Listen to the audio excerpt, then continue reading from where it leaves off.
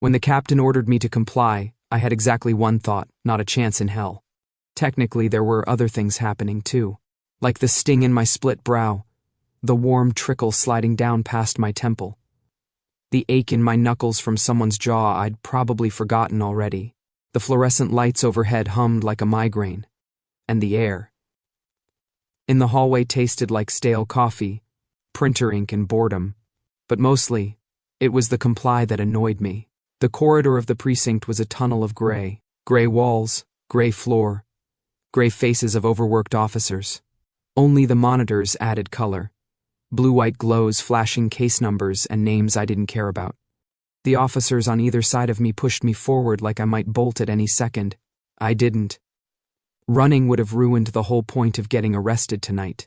"Move it, troublemaker," the one on my left muttered, fingers tightening on my arm. I could have broken his grip. I could have broken his wrist if I really wanted to. Angle, leverage, one sharp twist. My brain still mapped those movements automatically, the way other people counted change or remembered recipes. Instead, I let them drag me. Let them play their part. Because there's no safer place to hide a target than right under someone else's authority.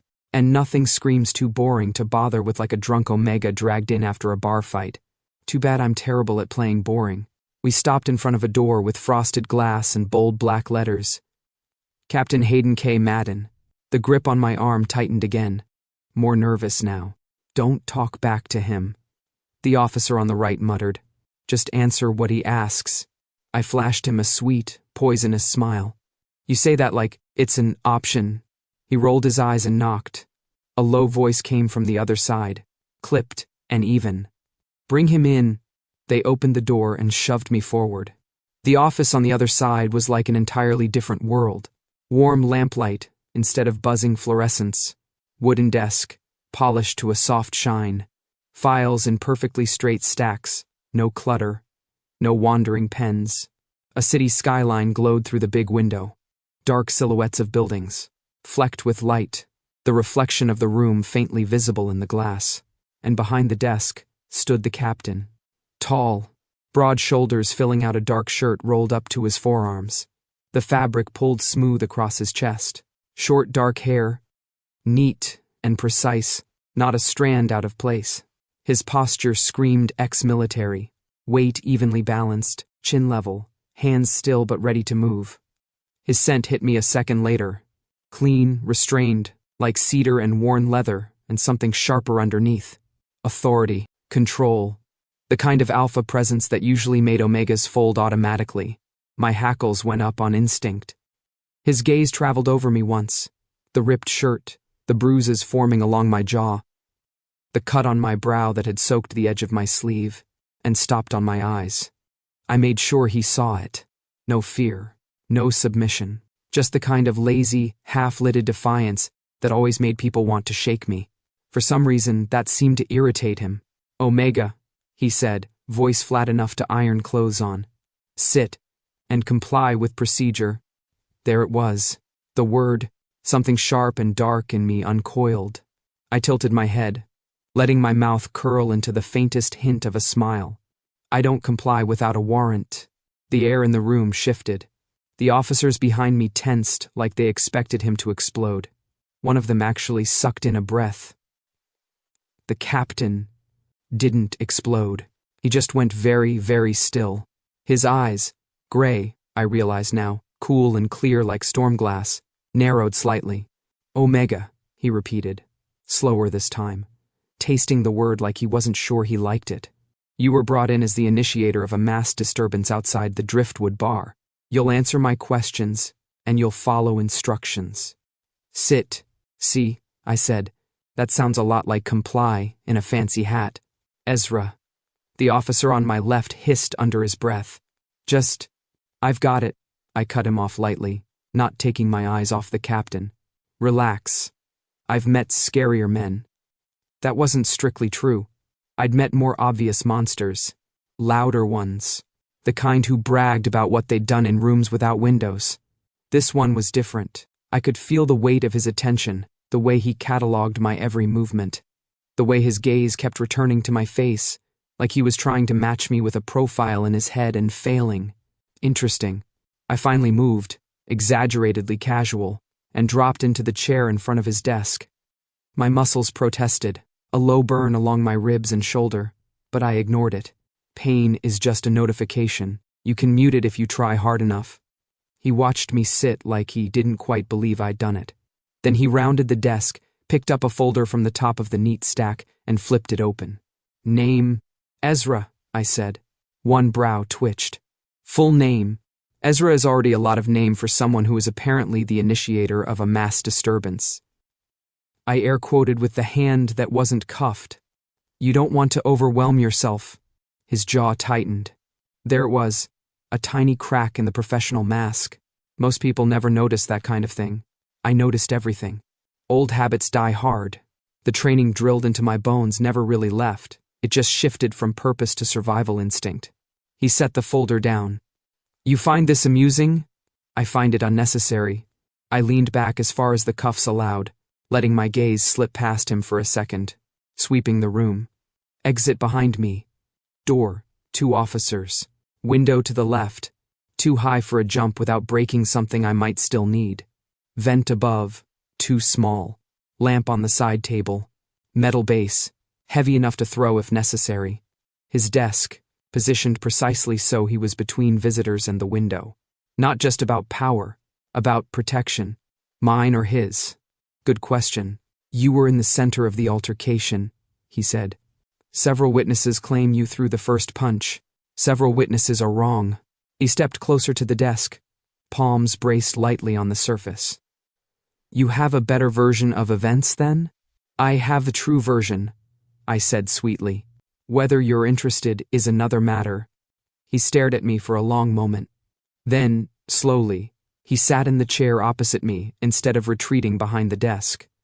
That surprised me. Most alphas in uniform like the advantage of height, looming over you. He chose to level our eye line, make it a conversation instead of an interrogation. Too direct, too honest, too dangerous. I felt a familiar prickling in the back of my skull, the first whisper of echo.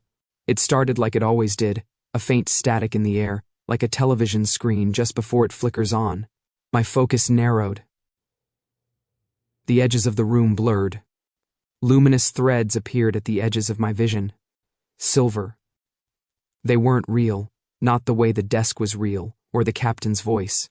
They floated just outside the world everyone else saw, thin lines tracing possible choices, possible movements, possible futures. One thread curled from his shoulder toward the door, faint but steady. He'd been planning to go somewhere else before they brought me in here. Another flickered toward the file cabinet. A third, thicker one, pulsed between him and the window, like a path he hadn't taken yet tonight. And one, bright and sharp, stretched from him down the hallway outside. Toward the archive room. I blinked, the vision snapping back into normal. The captain was still watching me. He hadn't noticed the way my breath had hitched. I swallowed. The taste of metal at the back of my tongue. Problem? He asked. Yes, I said before my brain could stop my mouth. You forgot to stop by the archive. His brows knit. What? You were headed there before they dragged me in, I said, nodding toward the door. There's a folder waiting on the table. You left it open. It slipped out too easily. Too familiar, falling into the old reflex of using the echoes, of proving something I shouldn't be able to know. The room went quiet in a way that had nothing to do with sound. The captain's eyes sharpened, all pretense of indifference gone. The gray of them went from cool storm cloud to honed steel. How? He said softly. Would you know that? Behind me, one of the officers shifted. Captain. We didn't say. Out, Hayden said, not looking away from me. The way he said it left no room for argument. The door opened, closed. Their footsteps faded. We were alone. My pulse ticked a little faster in my throat. I kept my expression loose, bored, like this was just some game I played to pass the time.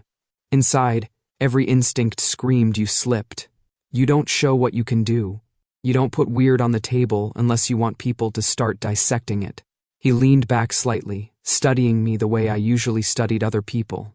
Like I was a puzzle he fully intended to solve. Ezra, he said, my name coming out slower this time. Who are you? Too direct. Too honest. Too dangerous for me. I smiled anyway. Because that's what you do when you're cornered and you're not ready to admit it. Didn't we already cover that? I said lightly. I'm the initiator of a mass disturbance. You read it yourself.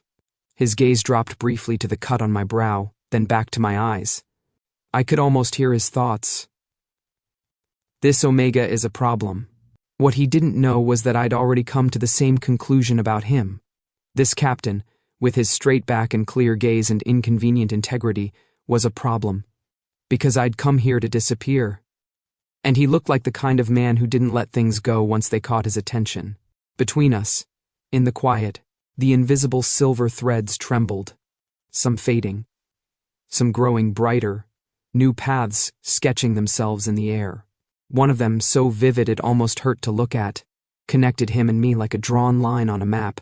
I exhaled slowly through my nose and looked away first.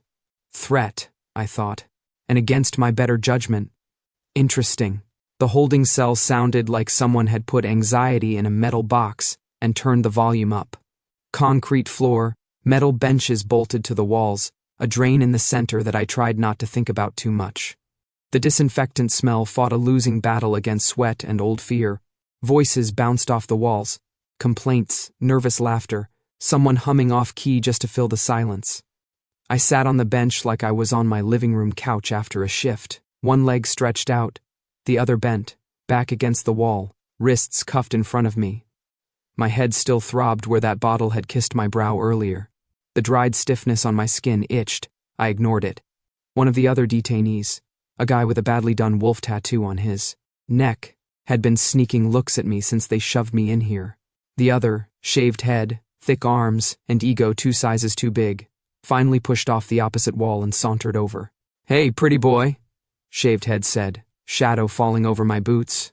"Wrong cell, don't you think?" Ah, here we go. I tipped my head back against the wall and looked up at him, taking my time. Cheap cologne, sweat, adrenaline. His eyes were unfocused around the edges. The kind of man who'd swung first and thought later, if at all. "I'm exactly where I meant to be," I said. Wolf Tattoo snorted. "He talks all calm until someone teaches him his place." "I know my place," I said. "Do you?" Shaved Head leaned in. His breath was an assault all on its own. Omegas don't sit there like they own the room. Good thing I don't care about the rulebook. I let my gaze drift lazily from his face to his shoulders, noting tension in his right arm. Right-handed. "You should sit back down. Your night is already bad enough." His jaw flexed. "You threatening me?" I smiled. "Not yet." He didn't like that answer. He shifted his weight, shoulders rolling, like he was warming up to grab me. Wolf Tattoo made a low sound of anticipation, eyes bright for the show. The echo came before anything else, a silver shimmer at the edge of my vision, the faint prickling in my spine. Threads snapped into place, fanning out from Shaved Head, one line, surging forward, his hand on my shirt, my head hitting the wall. Another fracturing into chaos, officers rushing in, more charges, paperwork, complications I did not need. There was one line, so thin it was almost invisible, him backing off, me staying seated, nothing escalating. I focused on that one. I straightened just a little, enough to bring my eyes level with his. Let my expression go flat, empty, the way it used to when I looked across a scope at someone I'd been ordered to erase. "Listen carefully," I said softly. "You're angry, you're embarrassed, and you'd love to take it out on someone you think won't hit back. That's the story you've told yourself your whole life. But here's a different one." His hand froze halfway to my shoulder. I didn't raise my voice. I didn't need to. "In this story," I continued, "you lay a finger on me, and the officer's watching that camera." I flicked my gaze up toward the corner.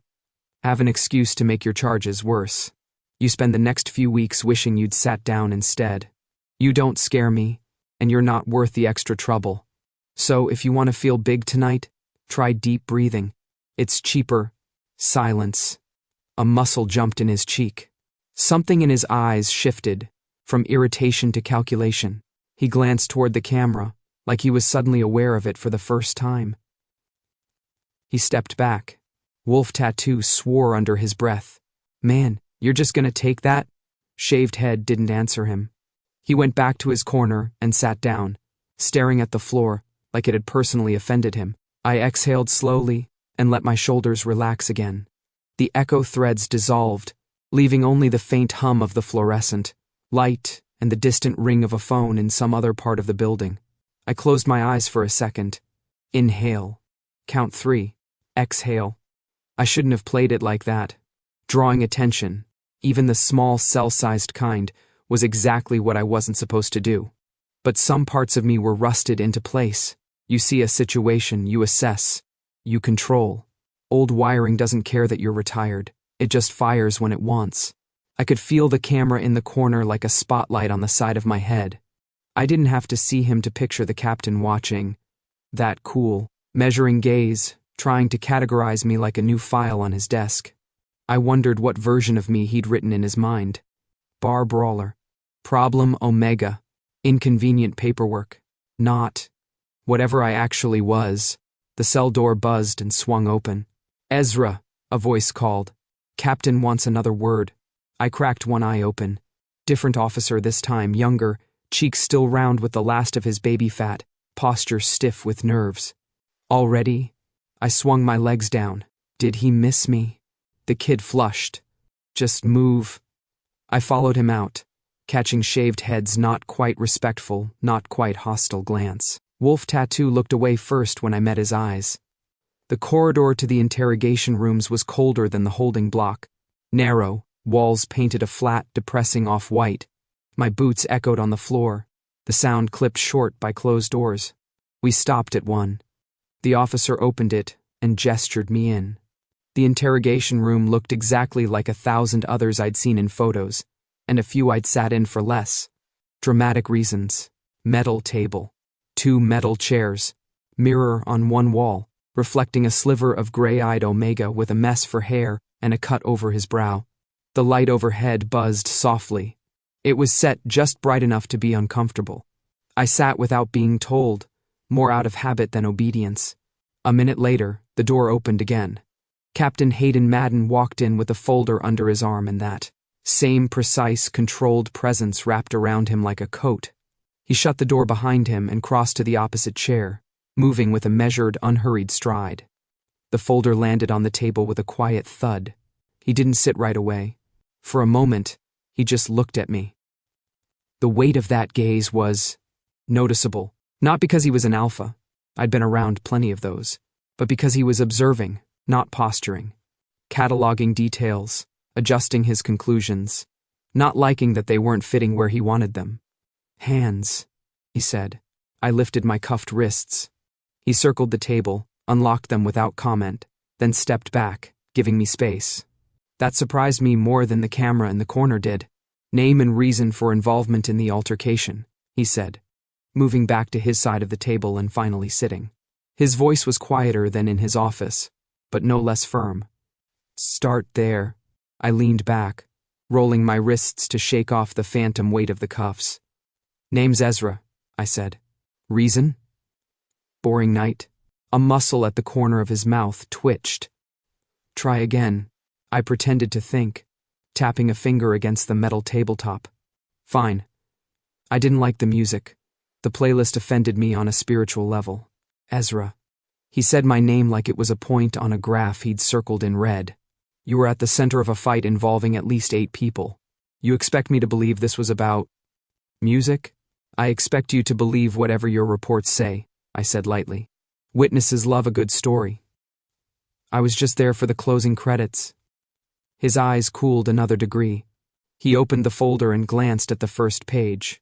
3 separate statements identify you as the first person to throw a punch. They're wrong. Are they lying? They're drunk, I said. Mostly the same thing, but legally distinct, I guess. He looked back up at me. Expression unreadable. You're not helping yourself. I didn't realize that was the goal, I said. I thought you were trying to understand what happened. I am. Then maybe stop asking questions you've already decided the answers to. For a heartbeat, neither of us moved. The air between us felt charged, like the moment before a storm breaks. The pressure, the sense that whatever came next would set a tone Neither of us could walk back easily. "Ezra," he said, very evenly. "I need the truth. Not deflection.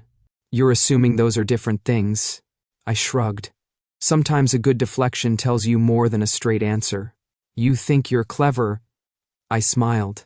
"I don't think." "I know. The question is, why does it bother you?" His gaze sharpened. That strike landed somewhere. I saw it in the tiniest tightening at the base of his throat. Silence. He set the folder down again, this time a little more precisely than necessary.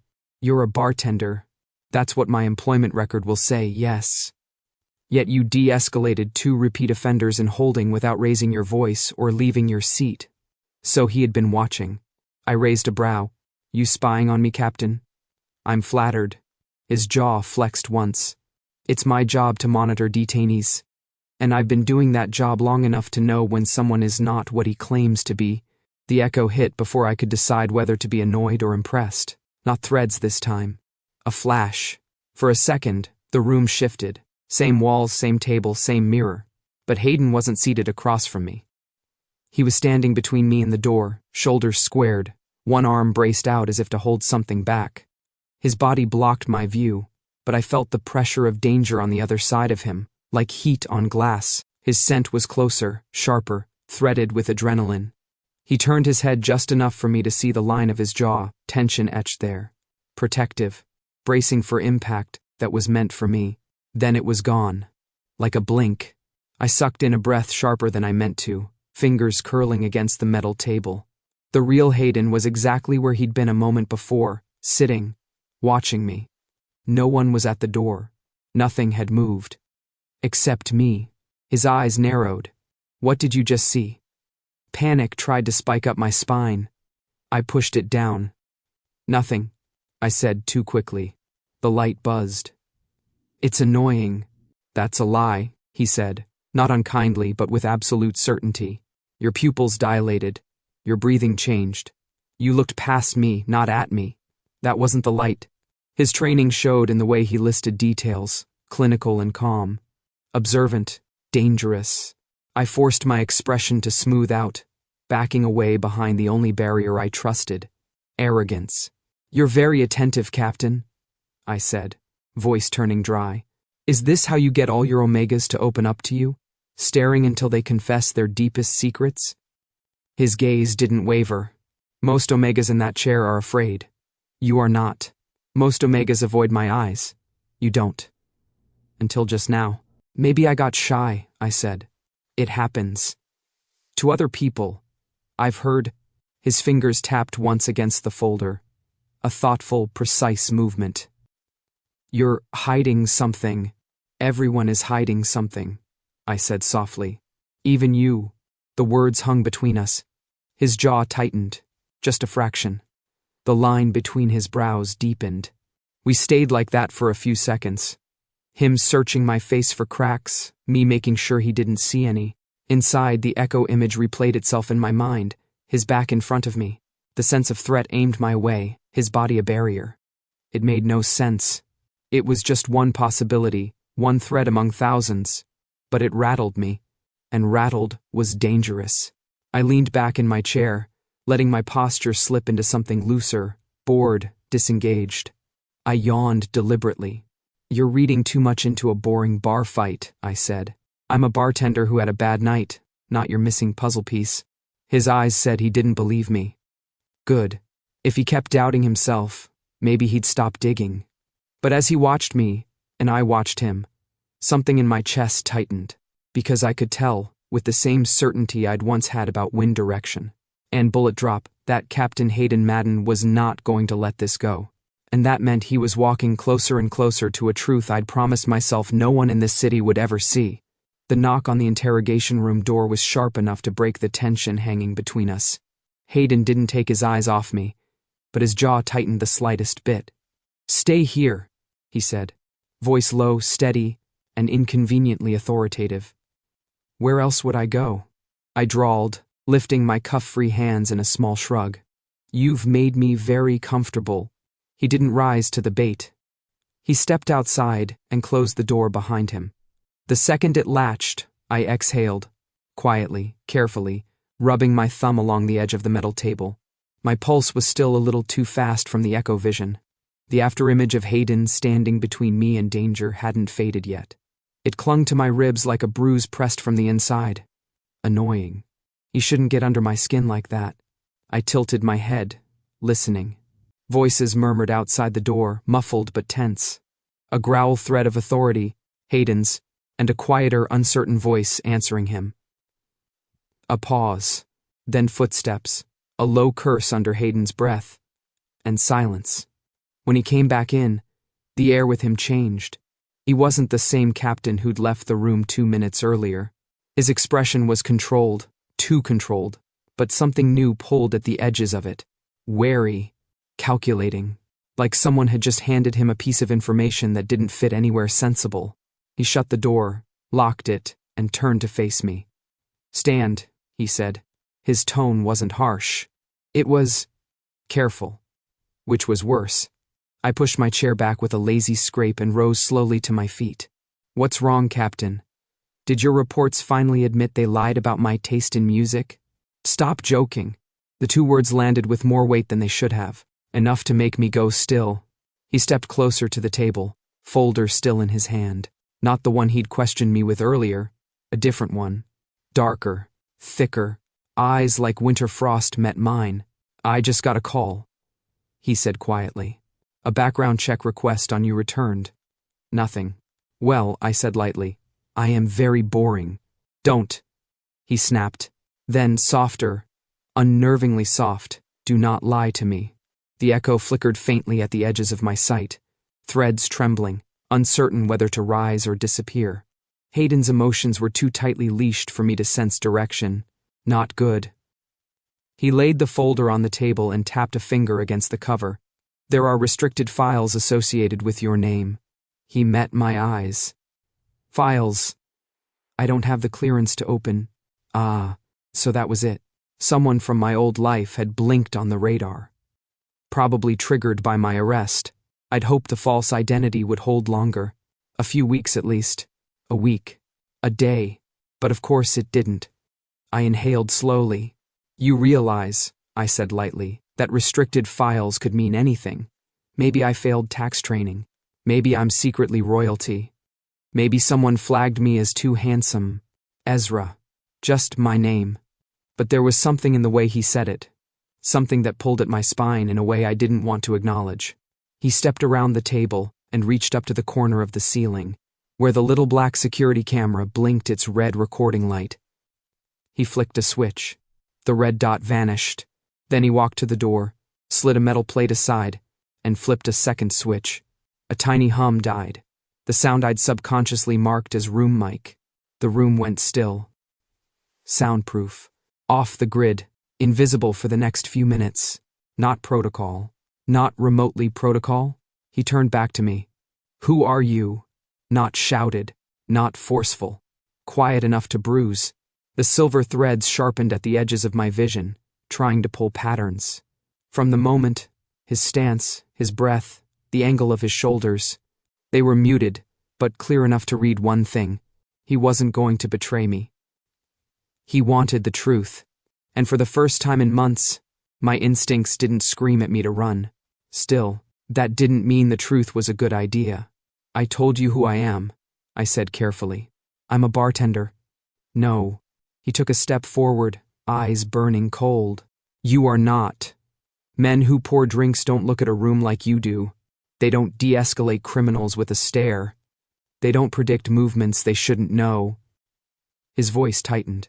"And they don't show up in my precinct with restricted files pinned to their identity." My mouth twisted. Well, maybe bartending just has very high standards these days. He didn't blink. "Ezra, tell me." I swallowed. The inside of my chest felt too tight.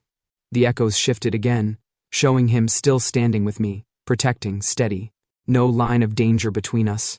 No bright red thread of betrayal. Safe, at least for now. So I breathed in once, slowly, and let the lie drop. "I used to work for an intelligence unit," I said quietly. Hayden's shoulders stiffened. I continued. "Off the books, off the record. I was good at it. Too good. Until a mission went wrong. Very wrong. I paused. And when you survive something you weren't supposed to, people start asking if maybe the loose end should be tied off. His eyes didn't move from mine. You're being hunted, he said. Congratulations, I said with a thin smile. You win the prize. I knew you were sharp. He didn't return the smile. Those restricted files, I added, nodding at the folder, are either from the operation or from someone trying to erase it. Either way, they'll come looking. I paused. They always do. Hayden's jaw clenched, a muscle jumping once. You should have told me. No, I corrected. I shouldn't have been found. The faintest flare of anger crossed his expression. Not at me, but at the situation. At the idea of unseen threats he couldn't quantify. He looked away for a second, exhaling slowly. You came here to hide, he said. Yes. And instead, you triggered flags in half a dozen systems. That's my charming personality, I said. It leaves impressions. His gaze snapped back to mine, intense and grounding. Ezra. If you're in danger, I am. The truth hung between us like heat. For a moment, neither of us spoke. Hayden's breath steadied. His expression shifted, the strict captain melting into something quieter, heavier, almost protective, which was absurd. He didn't even know me, shouldn't care, but the echo vision flashed again. Him in front of me, shielding me with his body. I swallowed. Hayden stepped closer, close enough that I could feel the warmth of him, the steadiness in it. While you're in this precinct, he said quietly, each word deliberate, you are under my protection. My throat tightened. I hated that reaction. Hated that some part of me warmed at that vow, even knowing how easily vows break. Even if it violates protocol, he added. I huffed a laugh. Captain, you've already broken 3 protocols by turning off those cameras. He didn't deny it. My point stands, he said, and in that tiny dim room, with the machines humming faintly through, the walls and the air sharp with tension neither of us named, I realized something dangerous. He wasn't letting this go, and now that he'd stepped toward me, he couldn't step back without dragging us both into the crossfire. The first sign they'd found me was the taste of metal at the back of my tongue. It hit halfway through the silence, after Hayden's little declaration. While you're in this precinct, you are under my protection, right when I was trying very hard not to have feelings about it.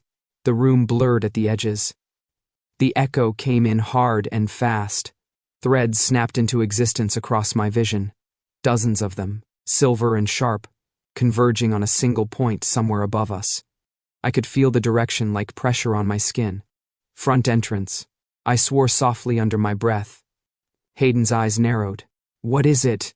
They're here, I said. Who? The people I was hoping would be late to the party. I exhaled, the metallic taste getting worse. Your lobby just got uglier. 4 of them.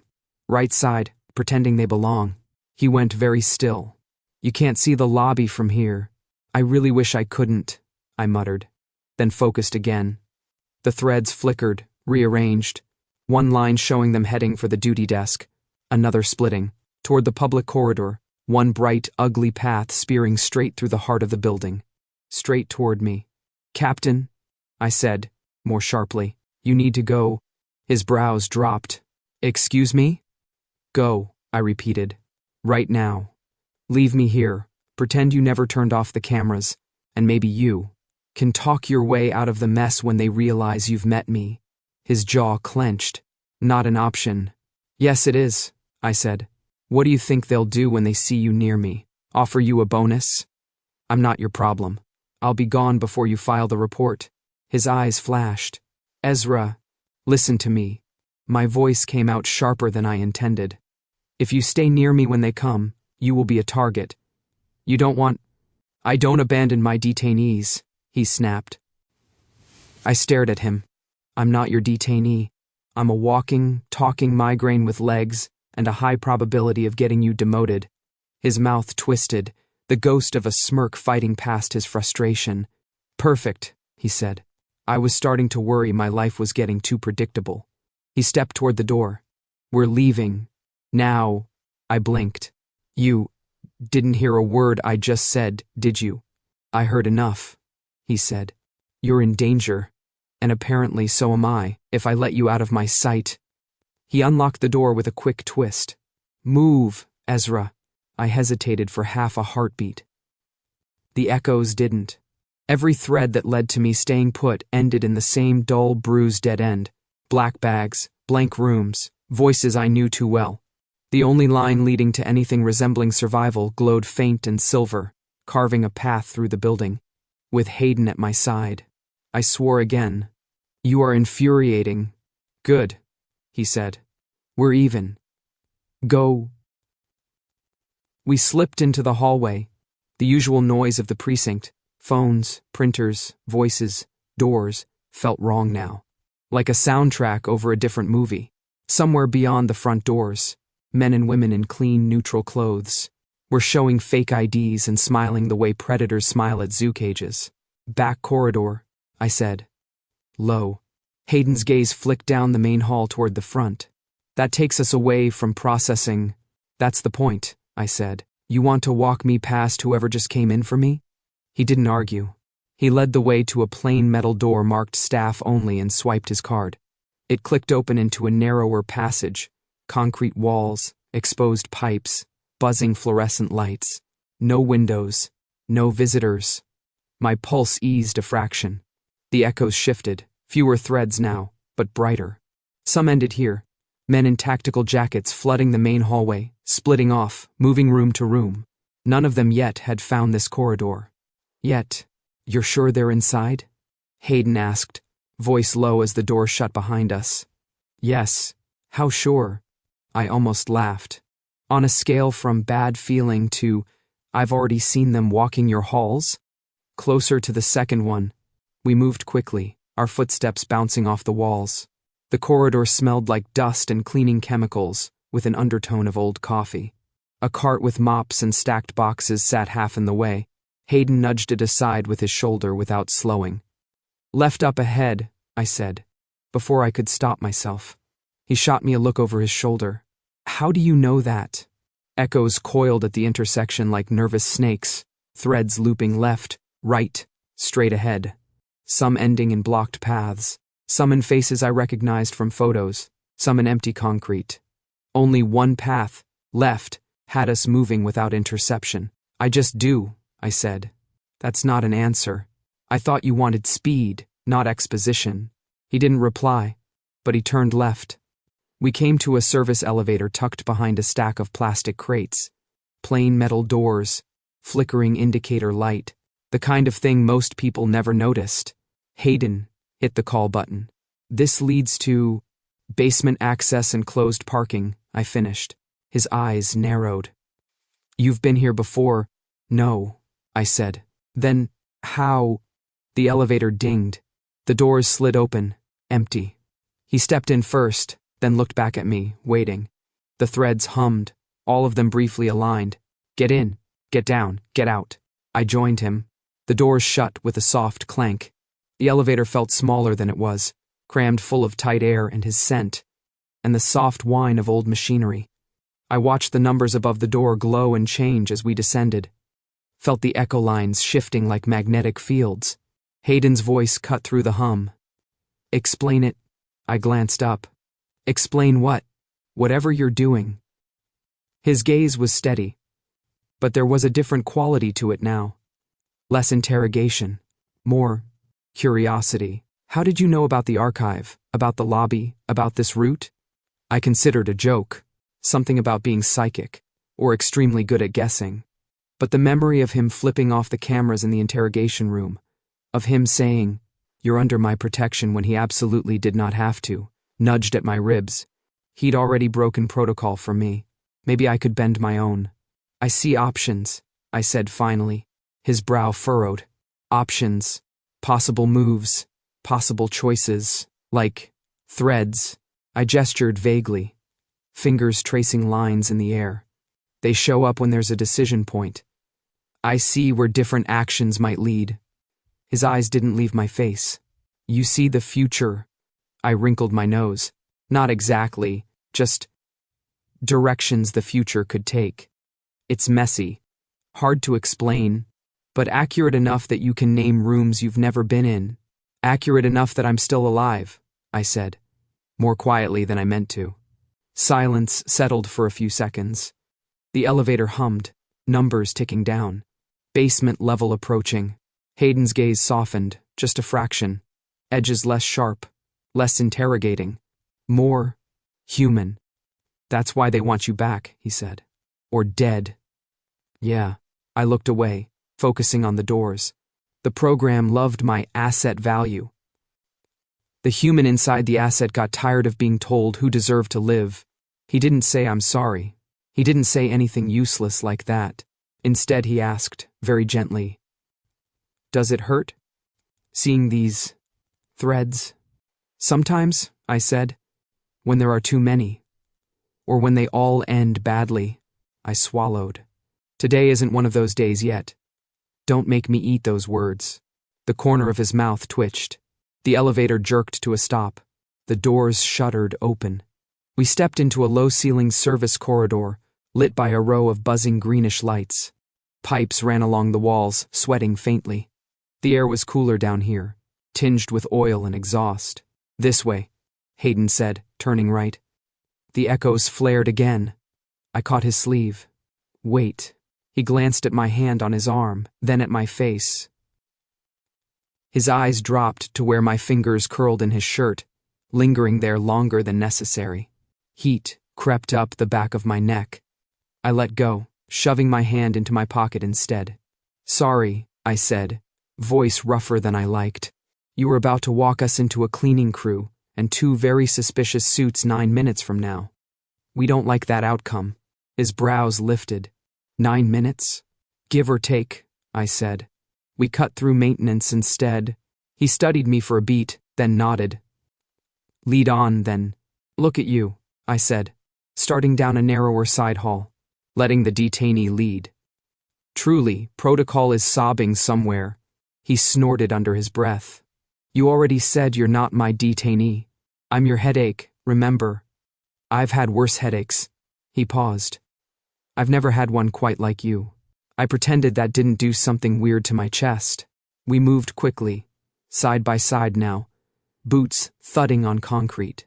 I guided us through a warren of plain doors and junctions, following the slimmest, of silver lines, the one that kept us ahead of the converging paths of my hunters.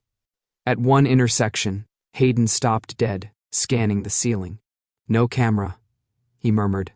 I glanced up. He was right. Just bare concrete and metal fixtures. No little blinking red eye. "Convenient," I said. "Deliberate," he corrected. This corridor was designed as an emergency route, for moving high-risk detainees without recording every step. Good to know your system and my nightmares share design principles. He huffed something close to a laugh. We reached a heavy gray door with a push bar. A small sign beside it read, "Authorized personnel only. Garage access."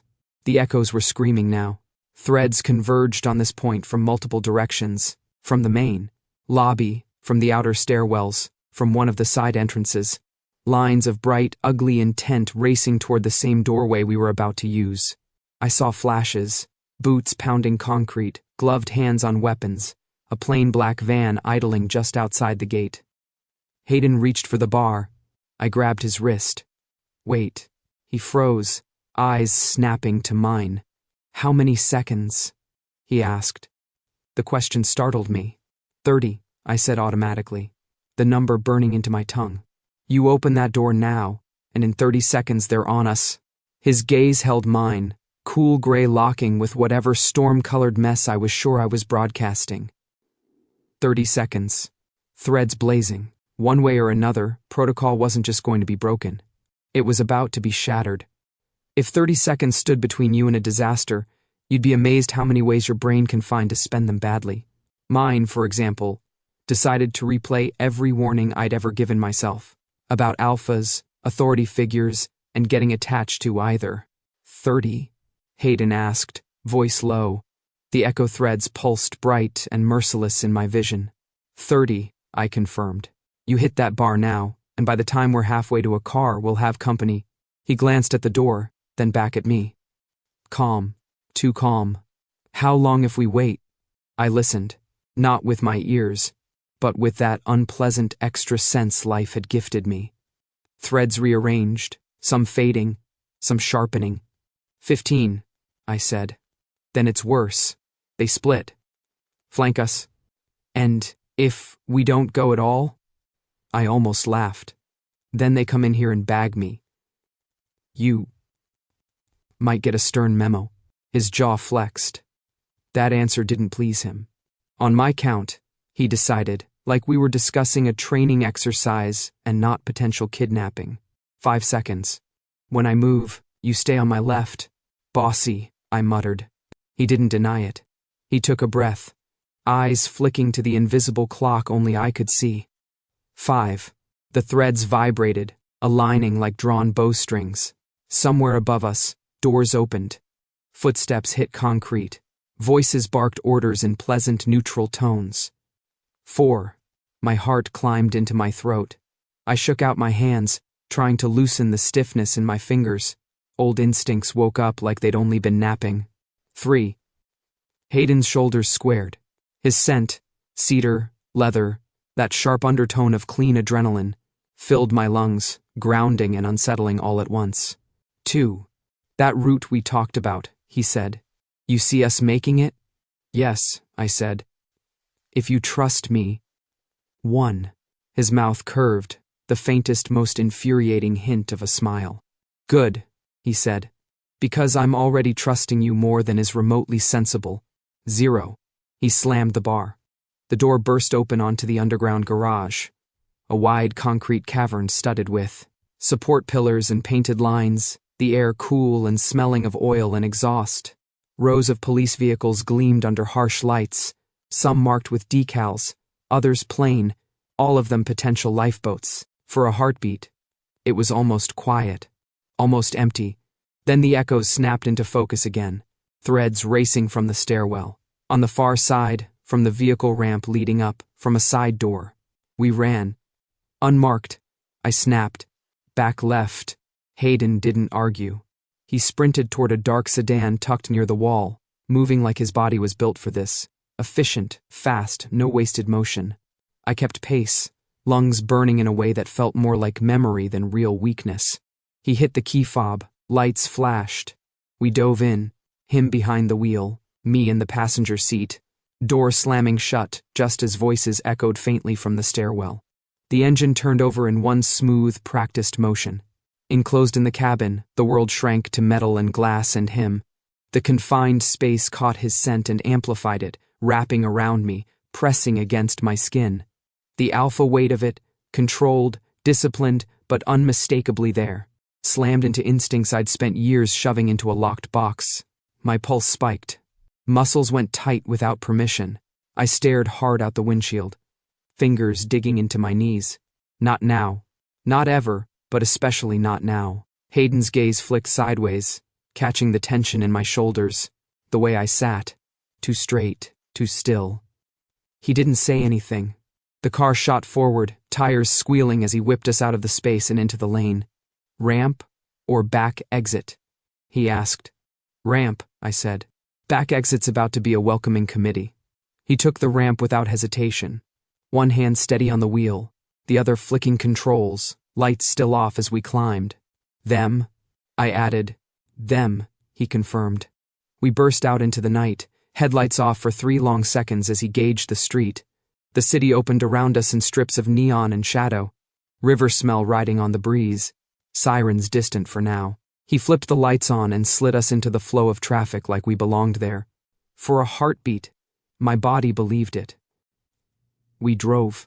Air moved through the vents, cool against my overheated skin. I forced myself to breathe slowly, evenly, not to focus on the way my instincts strained toward the solid, controlled presence inches away. Your problem, he said suddenly. I shot him a look. Wow. That's a strong opening for a car conversation. No warm-up? His mouth twitched. You are problem, he repeated. More deliberate this time. You attract danger. You hide key information. You argue when I tell you to move. And yet, I said, fully turning in my seat now, you're still driving. Me out of your safe little nest instead of handing me over with a bow. Curious. I'm maintaining operational safety, he said. I stared at him.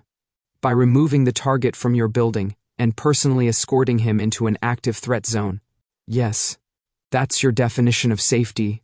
For you, he said, and something in his tone went rougher. And for my officers. The people coming for you wouldn't hesitate to use them as leverage. My chest tightened in a way I did not approve of. So, he continued, gaze fixed on the road. I'm following procedures that will minimize harm. Ah, yes, I said dryly. You're risking your career, your badge, and possibly your very handsome face, in the name of safety protocol. He huffed a laugh, short and surprised. You think my face is handsome? Heat shot to my cheeks. Pretend I said presentable. Too late, he said. It's on record now. We turned off the cameras. I fired back. No record. Some things don't need cameras, he said, and that tone was going to be the death of me. Before I could decide whether to be flustered or annoyed, the echo lines spiked. A bright thread sliced through the traffic ahead. A car changing lanes too fast, angled just so to cut us off in 3, 2. Brake, I snapped. Hayden reacted instantly, foot slamming down and steering wheel turning just enough to angle us away as a black SUV swerved into our lane, far too close, far too deliberate. Even with his reaction time, we were a half-second from impact. I didn't think. My hand shot out, grabbing his sleeve and yanking just as he started to correct.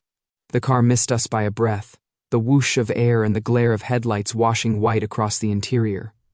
Hayden's jaw clenched, muscles in his forearm tightening under my fingers, as he rode the skid, bringing us back into our lane without spinning out.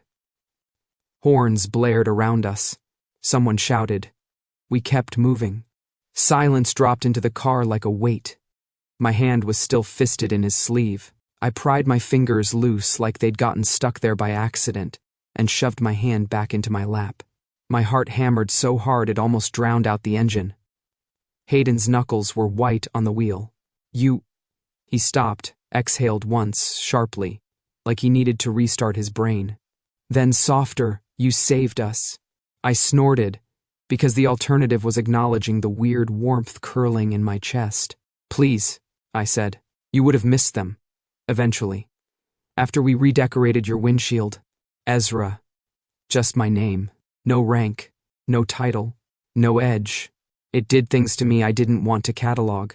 You saved me, he said. More precise now. Specifically, something in the way he said that, like it mattered, like the distinction, was important, made the warmth flare uncomfortably bright. I rolled my eyes, fighting it down. Yeah, well, you're very tall. You'd be hard to scrape off the pavement. The corner of his mouth lifted, a small, real smile that he tried to smother under a more appropriate expression. We both failed. In the side mirror, twin headlights snapped into alignment 2 cars back. My shoulders tensed. We've got company. Same SUV? New one? I said. But same vibe. They're not fans. He checked his mirrors, his whole body shifting subtly. From tired cop driving home to trouble incoming. Seatbelt, he said. I clicked it into place. Don't suppose your definition of safety includes drive calmly and hope they give up. No, he said. My definition includes don't let them box us in.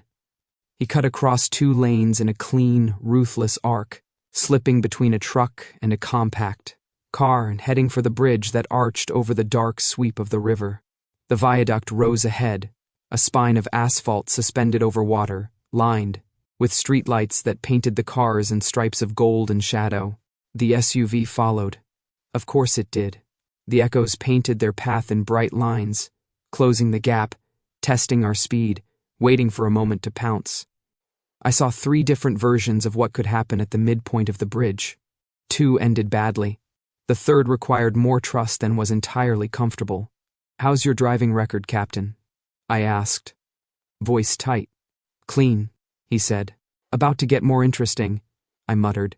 When we hit the middle, they'll try to come up on our right. You can't let them pin us. There's a delivery truck ahead in the left lane. Use it. You see all that, he said. Not a question. Yes. He didn't argue, didn't ask for details. "Hold on," he said instead. The city blurred around us, streaks of light, the dark water below catching reflections and shattering them. The hum of the tires on the bridge surface vibrated through my bones. The SUV edged closer, like a shark scenting blood. No, not that word. Scenting opportunity. Right lane. Exactly where I'd seen them. "Now," I said. Hayden swung the wheel, cutting left at a sliver of an opening. The sedan shot in front of the delivery truck and then back right, using its bulk as a temporary wall between us and our pursuers. Horns screamed. The truck driver gestured furiously in the mirror. The SUV had to hit the brakes, or become very intimate with the truck's bumper. They chose the brakes.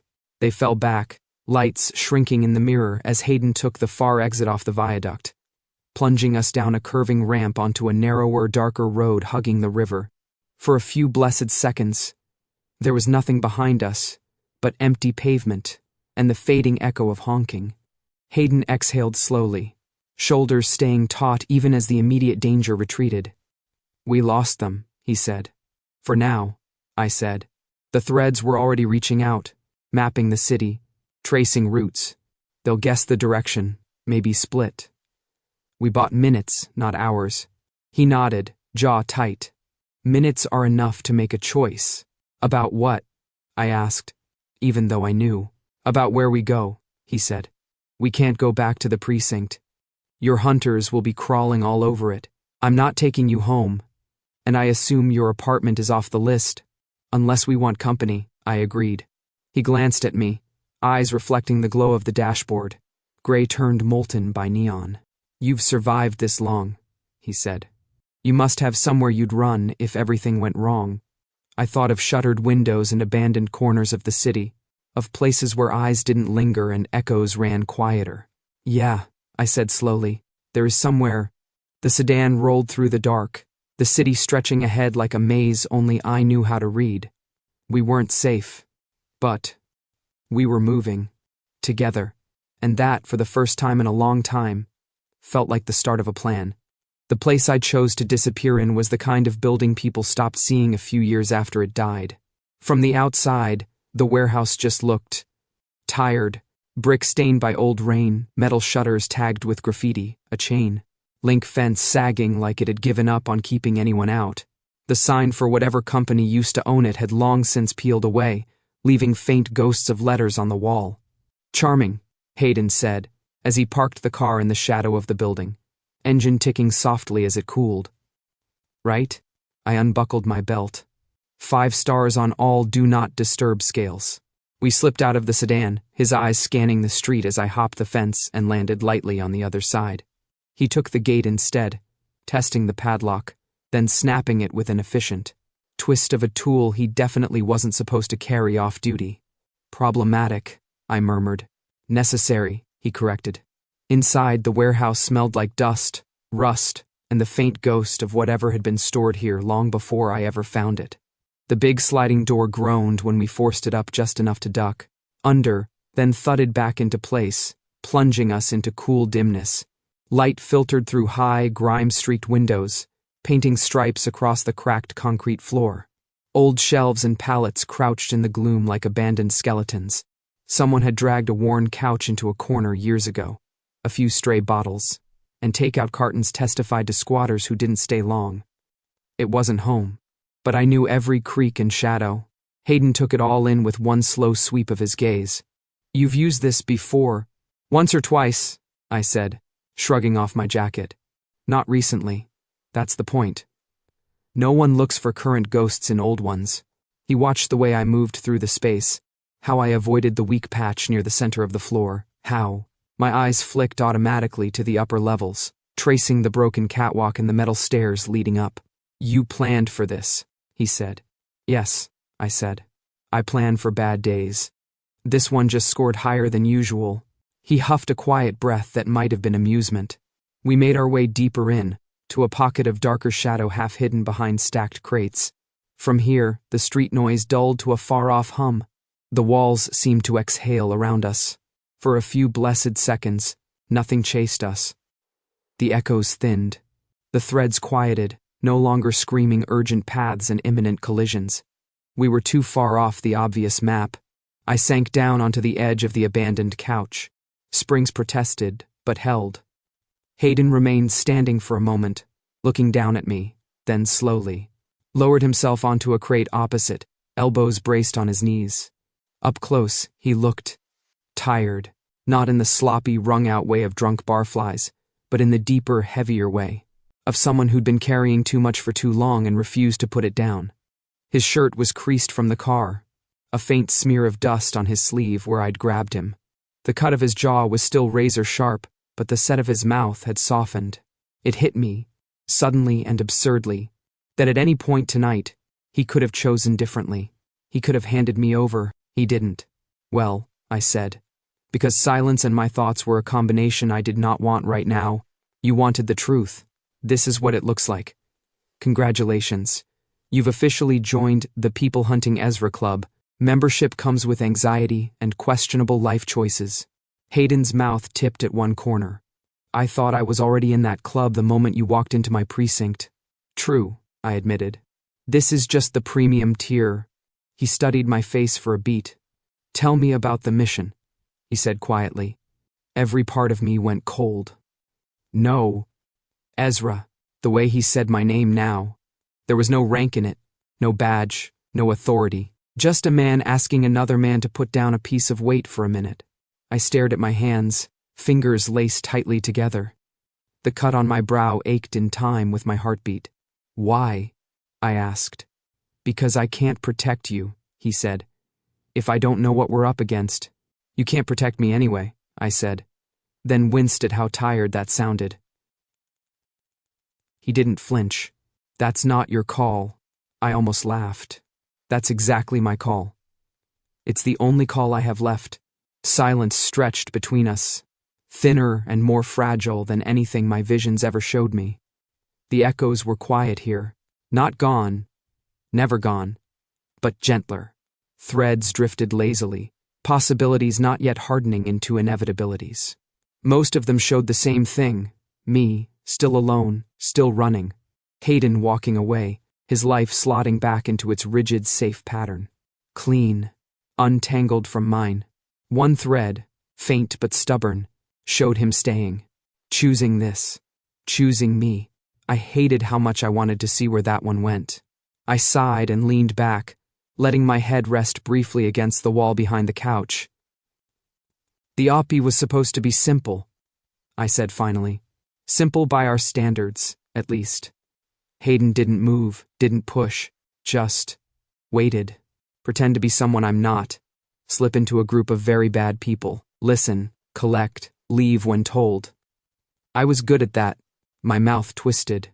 Too good. What went wrong? He asked softly. They weren't the worst ones in the room, I said. We were. He was quiet for a beat. Your own side.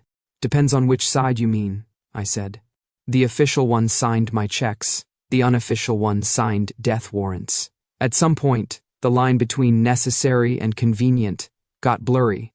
The words tasted sour. I hadn't said them out loud before. Not like this. I saw something in that mission, I went on. Heard the wrong names. At the wrong time. Realized that some of the people we were adjusting the world for were never going to be on any report. A bitter little smile tugged at my lips. You know what happens to assets who start asking why their targets look awfully domestic? They're reassigned, he said slowly. Or discredited. If they're lucky, I said. If they're valuable, they get a second branch trying to recruit them deeper, and a third making contingency plans in case they say no. A muscle in his cheek tightened. You said no. I walked, I corrected.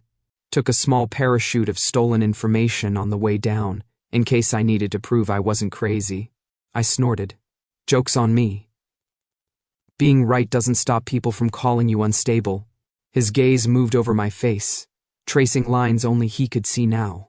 You've been running since a few months, I said.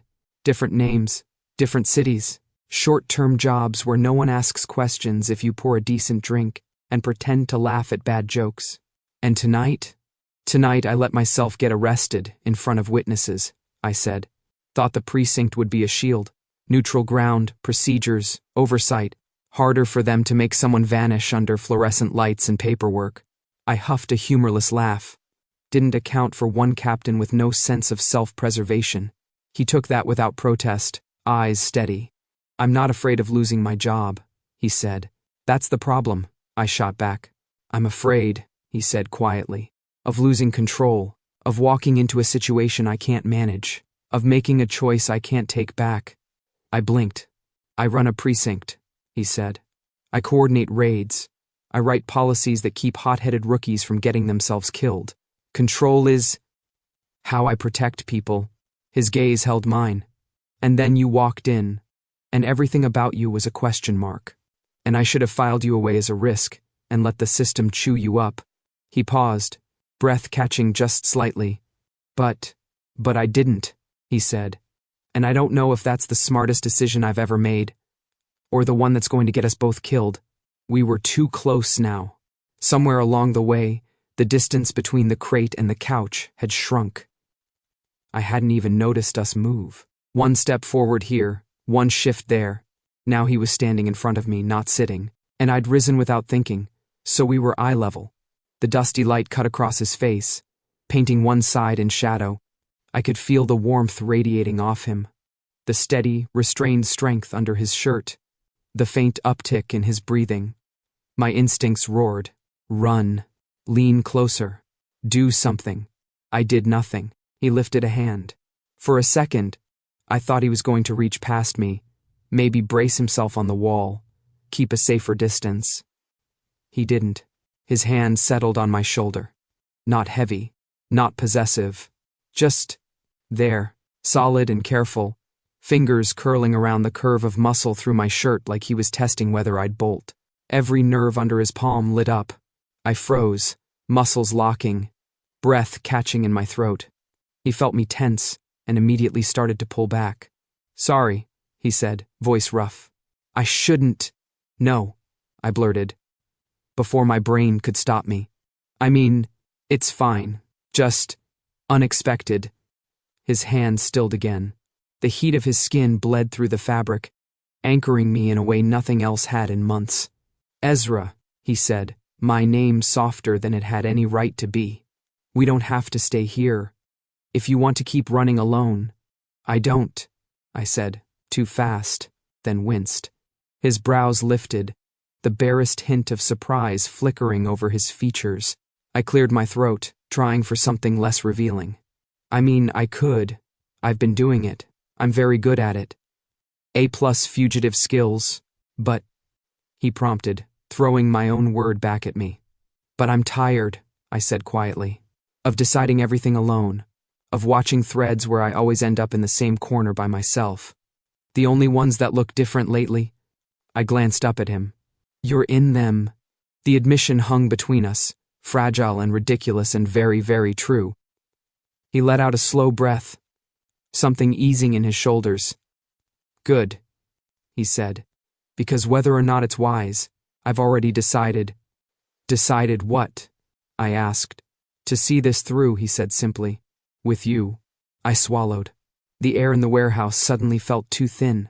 "Come on," he added, dropping his hand from my shoulder with a last, reluctant squeeze. "You said there was a roof." "Yeah," I said, voice not entirely steady. "This way." We climbed the metal stairs at the back of the building, the steps groaning under our combined weight. Dust motes danced in the slivers of light from the high windows. At the top, a narrow door stuck for a second, then gave way under Hayden's shoulder. The roof greeted us with open air and the rush of wind. The city spread out in every direction, a patchwork of glowing windows and dark alleyways, rivers of headlights winding through the streets. The viaduct we'd crossed earlier cut across the river like a line of fire. From up here, the sirens were distant, pinpricks of sound swallowed by the bigger quiet. I stepped toward the low parapet, breathing in deep. The breeze tugged at my hair, cool fingers soothing the lingering adrenaline buzzing under my skin. Beside me, Hayden came to stand at the edge, hands resting lightly on the rough stone. For a moment we just stood there, no questions, no tactics, just two men suspended between the things chasing us and the future we hadn't quite decided to want yet. The echoes stirred. They rose around us less like frantic wires and more like soft, luminous ribbons this time, drifting in the air. I saw versions of this roof, one where I stood here alone, watching the city with my hands empty, another where I never made it this far, and then one that hit me like a punch, me and Hayden standing in almost the same spot, but the tension gone from his shoulders, the tightness gone from my jaw, civvies instead of the remnants of a bad night, laughter in the lines of our faces, no threat pressing at the edges, alive, together, free. It was so gentle it hurt. I blinked hard, and the vision snapped like a soap bubble, back to now, back to the weight of his presence beside me, the wind, the grit under my palms. Seeing something? He asked quietly. I hesitated. Maybe. He didn't press. After a moment he said, "What now?" I let the question settle, tasting it. The old instinct, run alone, don't drag anyone down with you, lifted its head, then lay back down again, tired. Now? I said slowly. Now we accept we're already in this together whether we like it or not. We figure out who's pulling the strings on your mysterious restricted files and my charming death sentence. We make a plan that doesn't end in a windowless room or your badge in a drawer. I looked at him, let him see all of it. The fear, the hope, the ridiculous pull toward him I hadn't managed to shake all night. There's no going back, I said. So, forward, I guess. Together. His gaze held mine, steady and warm in a way that had nothing to do with rank. A slow, incredulous smile tugged at his mouth. This is definitely an unsanctioned arrangement, he said. Completely off book. I huffed a laugh. You could say it's a non-regulation contact. He winced. Please don't name it. Too late, I said. Also, you realize this means you've officially broken at least one protocol. At least 7, he said dryly. And counting. My chest loosened in a way that felt suspiciously like optimism. Good, I said. I was starting to think you'd never actually rebel. Would have ruined all my assumptions about you. The wind tugged at his hair, softening the sharp lines of his profile. He turned back to the city, then to me, as if he were adjusting to a new kind of view. We'll need allies, he said. Information. Somewhere safer than this. Sure, I said. We'll figure it out. We stood on that roof, 2 points on a map finally acknowledging they were on the same route. And for the first time in a long time, the threads around us didn't feel like chains. They felt like choices. And for once, I didn't hate where they were leading.